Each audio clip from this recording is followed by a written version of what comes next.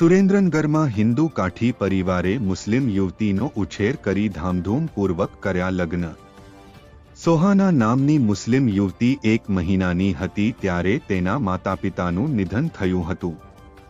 હેબલભાઈ માલા કાઠી પરિવારે 1 મહિનાની સુહાનાને 23 વર્ષની કરી।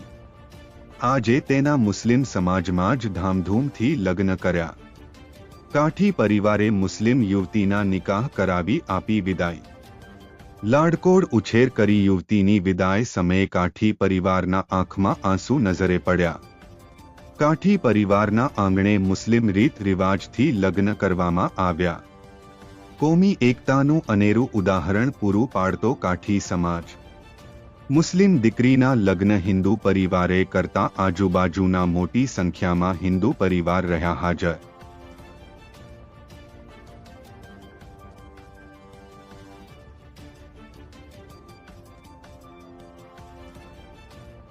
माला रामकुभाई अबलभाई હું આ છોડી ભાવોભાઈ ને રહેતી તેથી મારે ભેગુથી મોટી કરેલી છે અને મને મારી દીકરીને પરિણામમાં મેં જોઈ વર્ષ ગયા, જોઈ વર્ષે મેં એને ભણાવી છે। અત્યારે મુસલમાનમાં જે હતો એ રિવાજ પ્રમાણે ભણાવી છે, બરાબર। અને એને મેં ઉછેર મોટી કરી લાડ લદાયેલા હે મારી દીકરી, બરાબર। દીકરી ભણે ભાઈ બેન ભણે છે અને મેં એને બહુ સાચી અને અત્યારે લગ્ન કરી અમે એને મુસલમાનમાં એમને જે સાતા હતા એ રીત રિવાજ પ્રમાણે જ મેં લગ્ન કર્યા છે, બરાબર। અમે કાઠી દરબાર છે તોય મેં એને મોટી કરીને લગ્ન કરી દીધા। ખાસ કરી અત્યારે હિન્દુ અત્યારે હા, ખાસ કરી હિન્દુ મુસલમાનનું જે એકતાનો પ્રતિક છે ને મને ગમે છે અને આવું ને આવું રહે તો સારું। હું નાનીથી મોટી અહીંયા હિન્દુના ઘરે થઈ છું અને મને નાનપણથી મને ખૂબ લાડ લડાયા અને ત્યારે 24 વર્ષે મને મારા ધર્મમાં મારા મેરેજ કર્યા।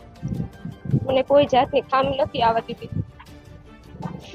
તમે હિન્દુના ઘરે જ્યારે ઉછેર થયો તમારો અને આજ મુસ્લિમના ઘરે લગ્ન થાય છે, કેવું આપને લાગી રહ્યું?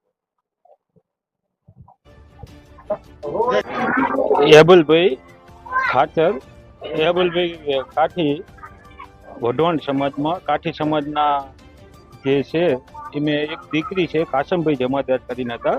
ઘણા વર્ષ પહેલા એમનું ડેથ થઈ ગયેલું છે અને દીકરી એબલભાઈને સોંપેલી, બહુ નાની ઉંમરમાં આપેલી। 6 મહિનાની દીકરી 2 મહિના 3 મહિનાની હતી અને આપેલી અમે ઉછેર કરીને મોટી કરી।